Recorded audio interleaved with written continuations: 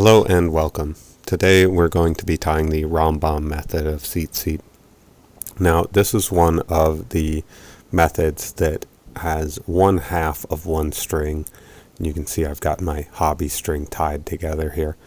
But 1/2 of one of your 4 strings is going to be blue. So in the end of this you'll only have one blue thread for your shamash.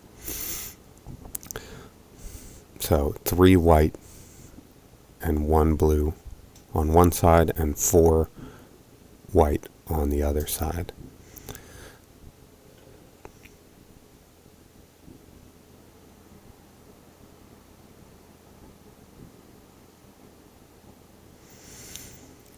Right now, a lot of people start this off by doing a very loose double knot at the top, and I do like to do this. It kind of helps make things go a little bit easier. The first hulia is going to be a little bit tricky, and this helps do that. So if you're just starting off, I would try this. You don't have to. It will look a little bit cleaner, but that not being right up next to the talit is not that big of a deal. And you can see I did it really, really loose there. That just helps kind of the structure of it. So when we start this off, this is a tricky beginning. We're going to take both shamashim, a white and a blue, and we're going to make a little L shape with our hand. You're going to come around once with both of them, and then a second time only with the blue. So you can see that I'm leaving that white shamash off to the side, but I'm bringing the blue around a second time. Then you're going to go through all of the loops that you've created with both shamashim. Pull them through, but you want to make sure you leave a little bit of slack here in both of them. So pull back through a little bit, and then hold the running ends down to the core. And then what you're going to do is take these loops that are on your index finger, and you're going to pull them up above where you want the knot to be, and up above this first loose double knot. Then you're going to take the shamashim from there, where they, not the running ends, but where they protrude from that first knot. And again, that's one of the helpful things about this loose double knot at the top. You're going to bring them down a little bit below where you want that first hulia to be. And you're going to wrap the blue around in the same direction. Make sure to free up this white shamash so it doesn't get tangled in there. You're going to wrap it around, and you see that it kind of unwinds from the wraps that you did earlier, undoing those preliminary wraps. And it's going to snug up your white shamash in there, and that's okay, but you do want it to catch it at the right point and not catch it up higher on the loop. So then, now that you've got those above that, you're going to wrap with your white shamash one time.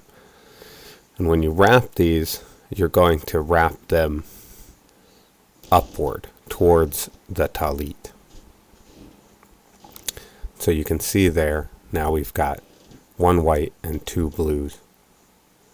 So even though the top one is the white one, and the bottom are the blue, you're wrapping the blue first and then the white. And that's really the hardest part of that and the final hulia are the hardest part of this wrapping method.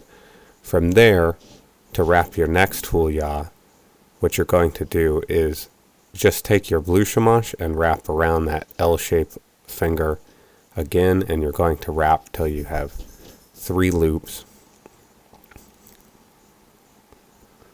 and then pull it through. Again, leave yourself that little bit of extra. Hold down the running end to the core, pull up the loops, and then again you're going to get your shamashim from where it protrudes from the previous hulia, move down to where you want the bottom of that hulia to be. Hold it tight against the core while you start, and wrap in the same direction. And again, you can see that while I'm winding on the hulia, I'm unwinding the previous wraps. And so you'll know when you've gotten all the way there, when the two ends of this shamash loop are close to each other, and then you're going to pull on the running end. You can guide that with your finger. Sometimes, depending on the thread you're working with, sometimes when you're pulling that loop out, the loop above the hulia will start to spin and twist on you. So you can guide that in with your finger if you have that problem, if your thread is doing that to you. This thread I'm working with, I think partly because I've tied and untied so many with this, it's going a little bit easier on me. But when you get a new thread fresh out of the package and it's all wound up, you'll get some spin in there sometimes. So again, you can see you want 3 loops on the outside of that index finger, and then you're pulling through, raising all the loops up above where you want the knot to be, and again bringing down to the bottom. And you'll get mixed up sometimes here. Somehow it gets a little confusing as to which direction, even though it should be wrapping in the same direction as you wrapped previously. It's kind of hard to keep track of it. So if it seems like it's winding those loops above the hulia tighter, then just switch and wrap in the other direction before you get too far and create a tangle. Wrap in the other direction. And when you see those loops above the hulia unwinding, you know you're doing it correctly. And again, once those 2 parts of that loop come close together, close to each other, you know that you've completely wound your hulia and unwound the earlier wraps, and you can pull tight. And as you do this, you can slide these hulia a little bit. You should have enough wiggle room in your thread to slide them out, get them evenly spaced, and also line up that one thread of your shamash to be in line with all the others. So we're just going to continue on this way. And the diagram here on the right hand side of your screen shows 13 huliyot. The image on the left shows only 7.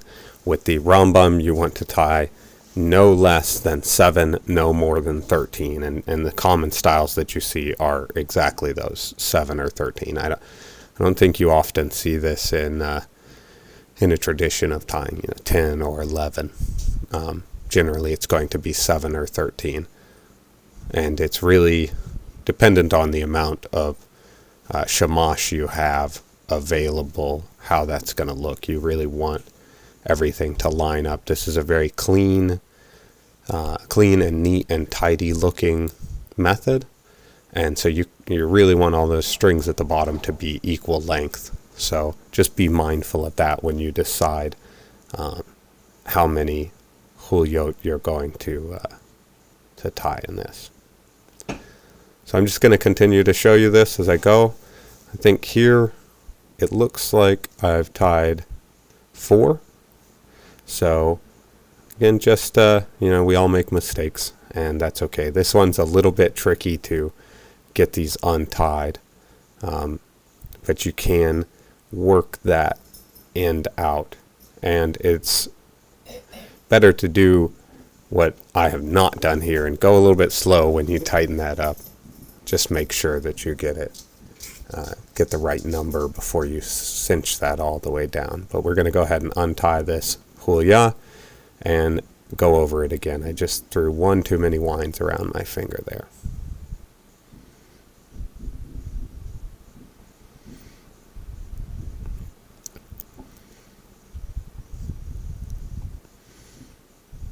Now, you'll notice that my finger is getting closer to the core.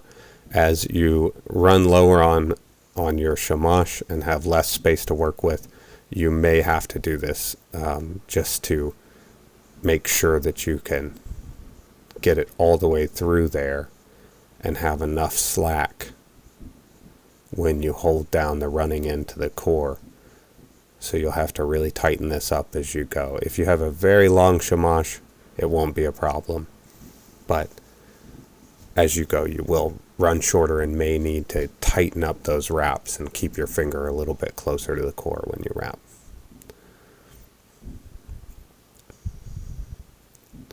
So again, I just want to really clearly show how when you're winding the hulia, you're unwinding those top wraps until those two parts of the loop are very close to each other, and then you're pulling down tight, checking your spacing, straightening everything out.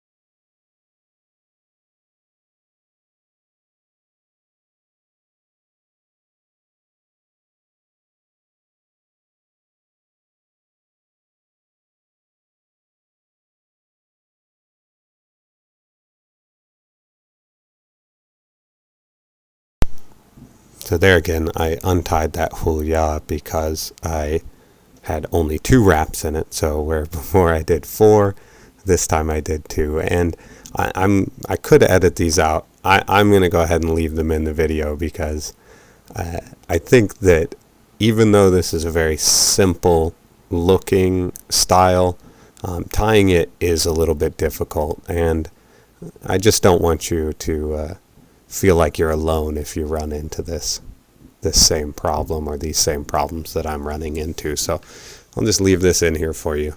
You can see my mistakes as I go. Makes for a little bit longer of a video, but hopefully it helps your confidence.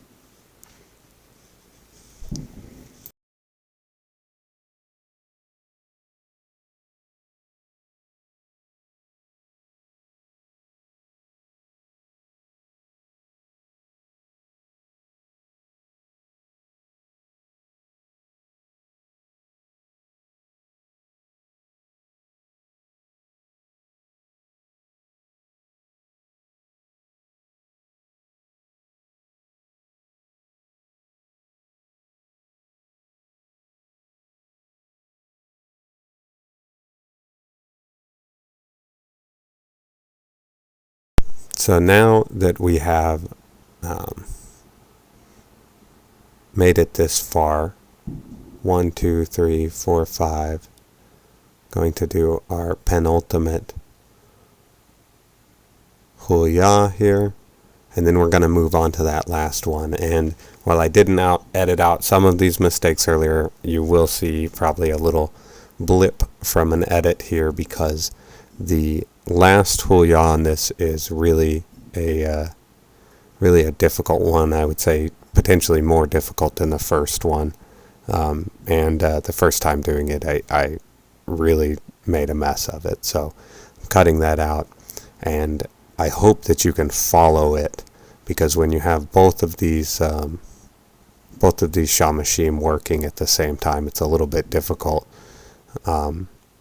to see where everything's going. So we're just finishing this one up, wrapping around and unwinding those upper winds. You can see we've got them close together. We pull tight. And don't worry if your center line here is crooked. As you go through it, you can straighten those out. You can do it as you go, or you can wait till the end Just apply firm pressure to the huliyot and twist while holding the core straight, and work your way from the talit down, from your first hulia down to the last. So for this last hulia, we're going to again take both shamashim. We're going to go around our finger, and again we're going to do once with the white and twice with the blue. Then we're going to take all of these, and I think one thing that helps is to keep your blue and white next to each other. So you're going to have these two blues in the middle, and you're going to pull them through, get as much slack as you can. We're really running out of room. Again, pull everything up. And now you're going to do this in the opposite way, because you're working from the bottom, as it were, or behind the last hulia, up. So whereas on the first we wrapped blue first, we're going to start here to finish with white. We're going to wrap our white first, since we're starting at the bottom of the hulia. So get where you want that last wrap to be on the hulia, come around, unwinding, and make sure that you're doing your best to separate out your white and blue threads. And this will get tricky because it's a little bit of a mess up there. You're going to pull this down slowly, making sure to separate out your threads. Pull it down, separate out.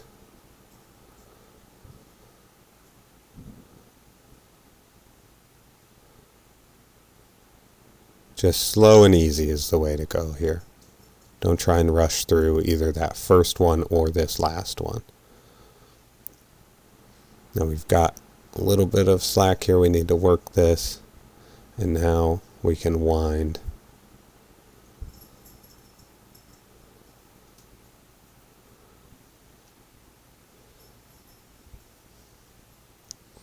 You can see when I was winding that white one, a little bit of my work was done for me accidentally by the white one pulling the blue ones around. But here we go. You have your last hulia with your blue and white together. And that's it. Thanks for watching.